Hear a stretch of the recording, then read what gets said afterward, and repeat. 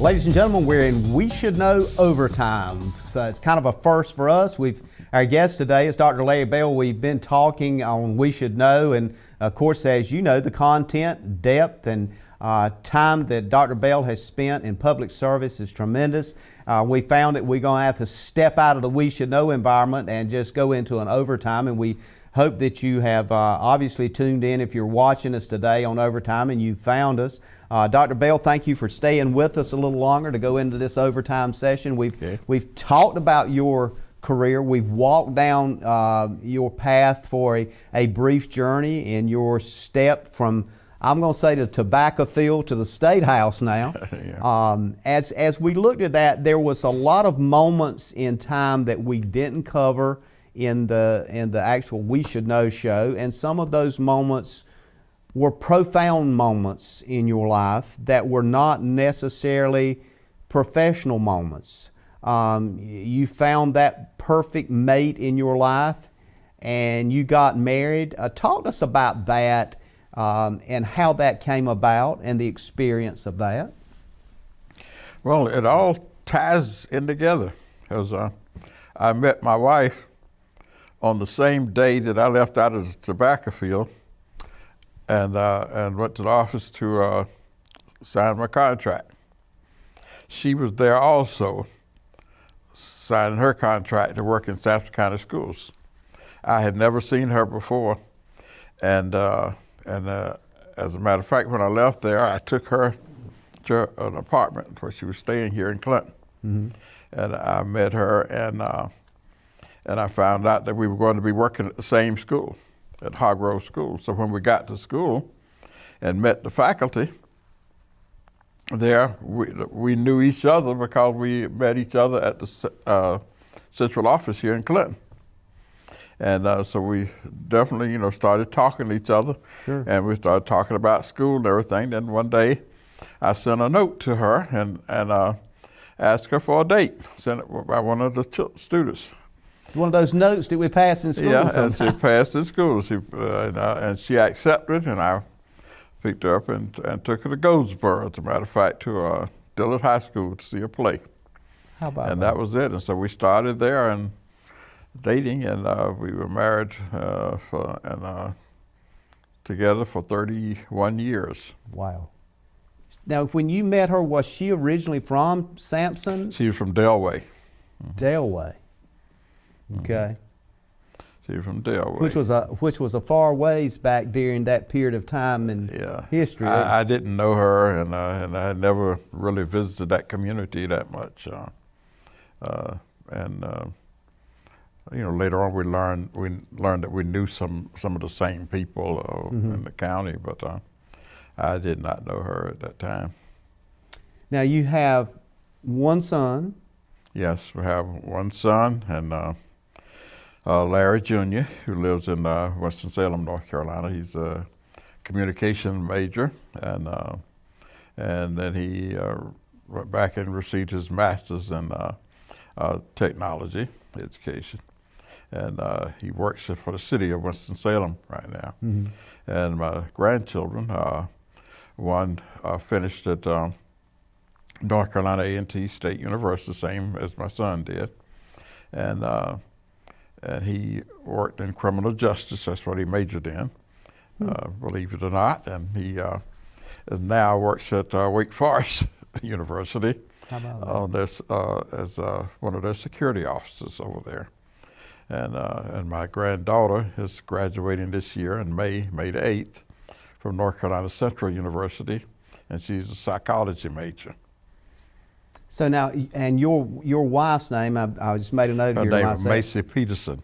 She was a Peterson. She was a Peterson. Macy. Right. Macy, M-A-C-I-E, Macy. Macy Peterson. She was a second grade teacher. Taught me most of what I know about teaching kids how to read, which was very important back then. If you had to describe your personality and her personality, would you describe them as being similar, or was one less than, just kind of give us a sense of what your personality types were, in your opinion. Now, granted, I'll have to ask your son later. He might be able to tell me. Yeah, I was a little more outgoing than what she was, as far as meeting people. She was very quiet and to herself. But she told me, I tell somebody all the time, she said she had one goal in life. She wanted to have her husband that she admired and respected, and she wanted to have a child, and she wanted a home. And so I gave all of those things. I was just saying, you rung all three bells. You rung all three bells, literally. Yeah, so I told her I gave her everything she wanted. Yeah. Not only the Larry bells, but you rung the other bells too. Yeah, so. that's exactly right. And so I think we were real happy together. She was very good house lady, wife. When you first recognized that Macy's life was not going to be as enduring lengthwise as yours, what happened and what resulted in her passing, if you don't mind? Yeah, speaking? she had a severe problem with the asthma, and it affected her heart and stuff, and so we had that. She had that problem from the time I met her all the way through. As a matter of fact, when we were dating, I carried her to the doctor at Fayetteville quite a few times for her asthmatic condition, and but she managed to work in the school system for 30 years. She retired after 30 years. That year that I became superintendent, she retired that year. At the end of that year. And that was good because she was able then to go with me different places. And so that was kind of like a little vacation where we go to different events and things out of town. She could always travel with me and everything and give me that assurance that I needed, Well, now was she still alive when you were a legislator and that kind of thing? No, she passed before I became a legislator. Okay. So she never experienced that part of your life? No, that part of my life, no. Because I've been a widower for 25 years now. And then there was the other person that I think was enduring for you was your sister that was with you. Yeah.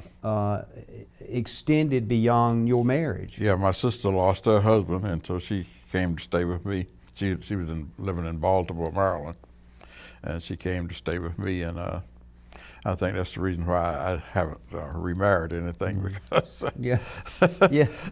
she came and she kept the house and everything, even though she had a house here in Clinton. But she stayed with me, and she let her daughter stay in her house, and she stayed with me. And we were always very close. We were 4 years different in ages, but we were always very close. And so she kind of took the place there of my wife as far as helping out around the house and everything. The things and the reason we're discussing these, just for folks listening will know that, to me, these are the kinds of things that are probably the moments in your life that have been significantly challenging for you, not so much as an obstacle, but as a point of acceptance and understanding. Would that be safe to say? Definitely. I'm the last of my siblings and everything, of the 7 that we were talking about.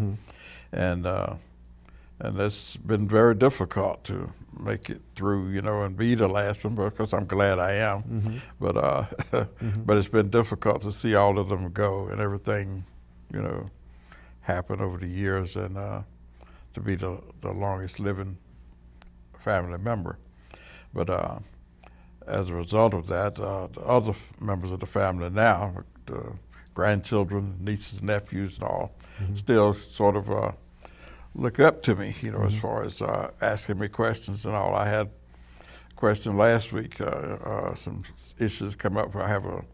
My brother's son is a principal at school near Richmond, Virginia, and he was called in to ask me some questions. He said, "You ought to know, this, and I want to find out this about my father." So he was called in asking me questions, and they do that all the time, the different ones, and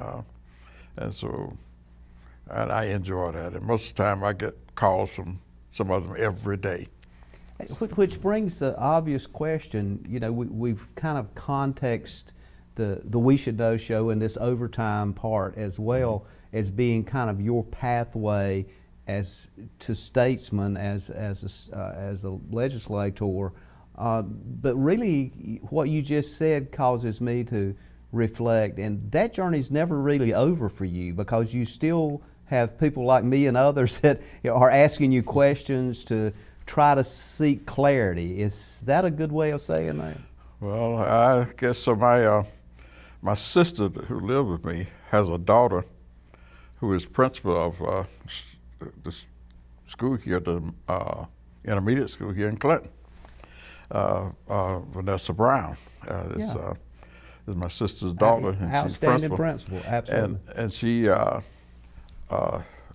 talks to me about that sometime. I think she says her superintendent sometimes asks her, so you probably got that from your uncle, you know, because you ask me questions and everything. Yeah. And every time she runs into some kind of situation, she gives me that call, just like the one in Virginia did. You know, give her a call and I still give them advice and things like that from day to day and all. And I just appreciate the fact that they call me and ask me about some of my experiences.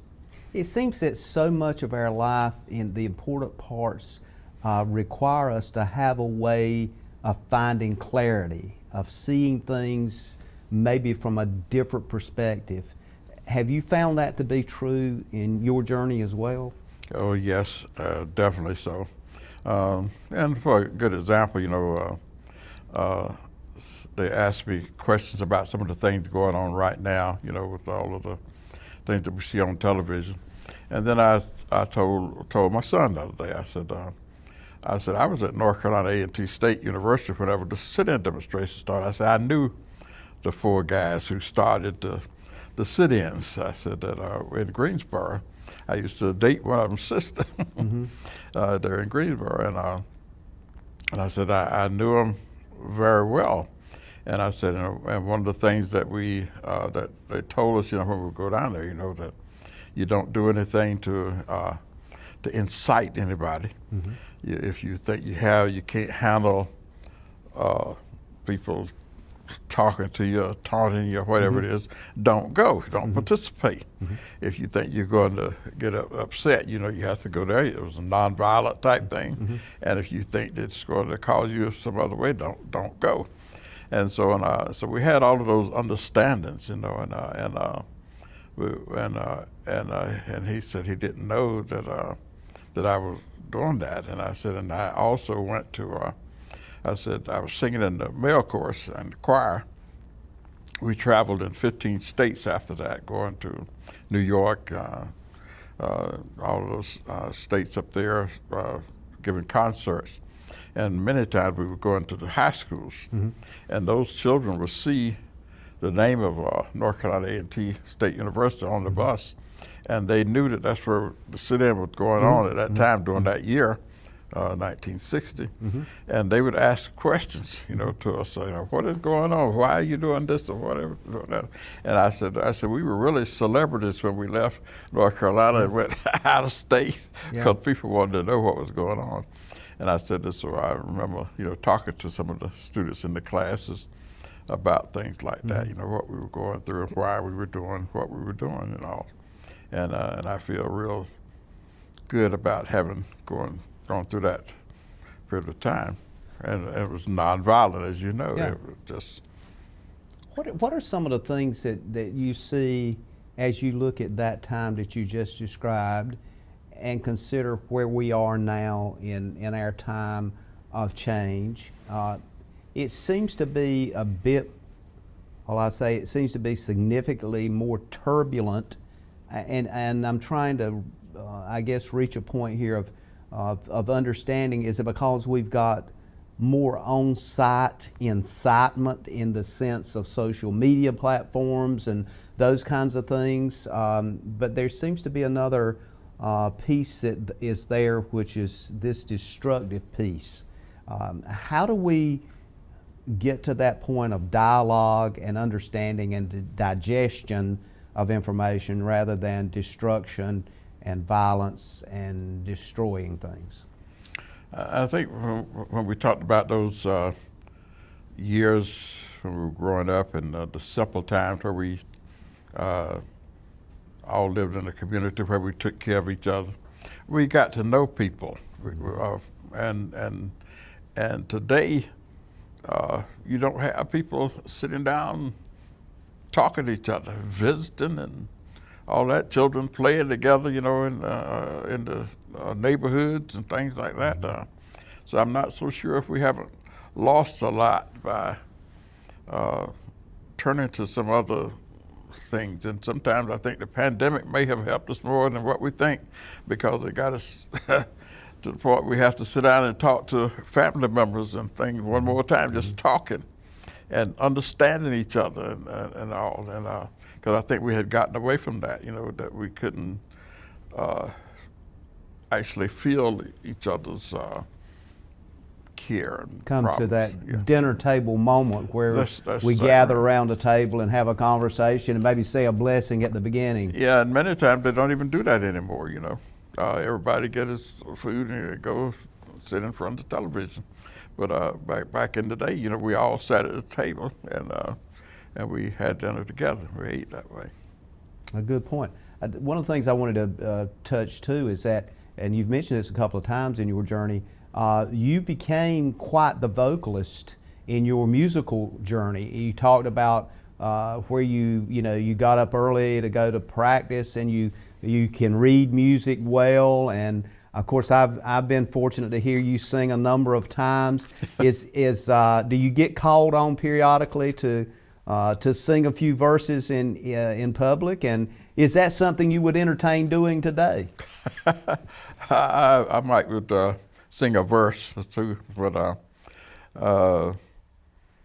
I'm sort of a perfectionist when it comes to that, and I kind of like to to have everything situated the right way. And I haven't done any singing in a long time, especially during this pandemic. And I was talking to one of my friends about that, and he said, well, it's taken all of my singing voice away from me. And I said, well, I haven't even tried, so I don't even know what I can sing or not. Well, I'm wondering if you would mind trying a couple of verses to close us out of this segment.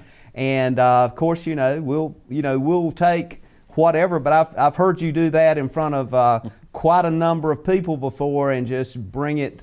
Actually, the music, I'll put it like this, the music kind of got in the way, so the a cappella was great. So wondering if you want to try that, we'll close this segment out with that.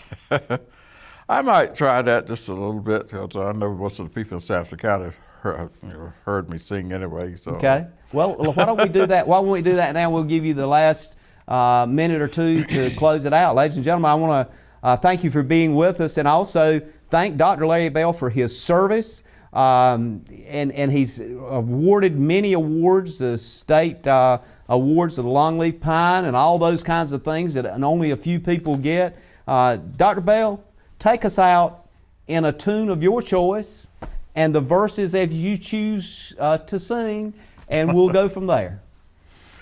All right. In times like these, we need a Savior. In times like these, we need a friend. Be very sure that your anchor holds and grips the solid rock. That rock is Jesus. He is the one. That rock is Jesus. He's the one. Be very sure that your anchor holds and grips the solid rock. Is that good enough? That's wonderful. Thank you for being with us, and thank you for your service. Thank you for that, for those notes, I think, that were right on point where we need to be. Ladies and gentlemen, thank you for being with us today, and we look forward to having you back at any time you want to come to this table. You have a seat, Dr. Bell. Thank you. We look forward to seeing you again, ladies and gentlemen. And thank you for the overtime experience. One of the first times we've had to do this with We Should Know, and who better to do it with than Dr. Larry Bell. And as he would say, and I would say, may God bless.